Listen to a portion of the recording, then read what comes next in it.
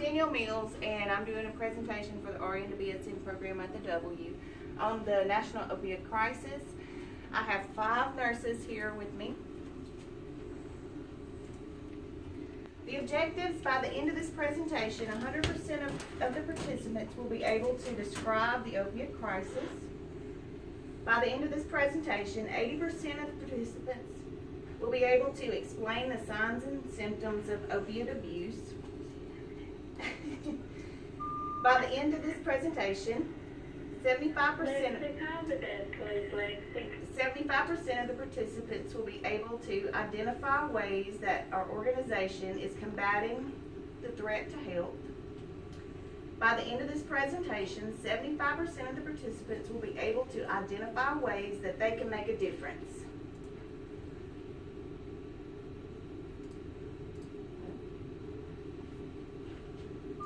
April, call the desk, please. April, call the desk. All right, what is the national opioid crisis? In the 90s, opioid prescription writing was increased, which led to an increase in the opioid addiction. Therefore, it led to opioid-related deaths. When they couldn't get the opioids, they turned to heroin, which led to an increase in heroin deaths. In 2017, President Trump declared this a national health emergency. Here's a chart from the CDC of the increase in the 90s of the opiates. In 2010, you see the increase in the heroin use and deaths. And then in 2013, an increase in synthetic opioid use, deaths.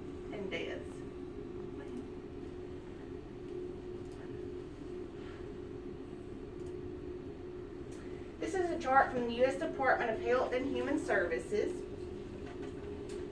116 people die every day from opioid-related drug overdoses. You can see this. 11.5 people misuse prescription opioids. And this, in turn, has caused an increase in cost of $504 billion. Common drugs involved in the overdoses is methadone, OxyContin, Vicodin, and fentanyl. Approximately 46 people die from opioid overdose that have a prescription opioid. And the common age group is 25 to 54, which is a big span.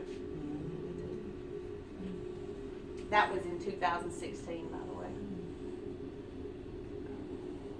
So 40% of the overdoses involved a prescription opioid.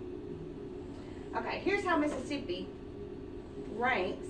West Virginia is at the top of the list with 52 deaths per 100,000 people. Alabama is ahead of us with 16 deaths per 100,000. Mississippi is 12.1 per 100,000 people. Nebraska is doing a great job. They're at 6.4 per 100,000. But at least we're not at the top. Okay. The impacts of the opioid crisis on the health industry is we're seeing an increase in the number of drug tests, an increase in the number of drug seekers for sure. They're crowding the waiting rooms, and an increase in insurance claims. I saw somewhere when I was doing my research, they said that insurance claims have rose 3,200% since, I want to say it was 2000. Wow. Yeah. Signs of opiate abuse: doctor shopping, mood shifting, social withdrawal, financial problems, drowsiness, confusion, constricted pupils, slow breathing, and constipation. But within the healthcare system, the providers, you may see absenteeism, frequently disappearing, time spent in the medication room, unless you're like me and you clean it. They're unreliable, high or low productivity, could go either way, confusion and isolation.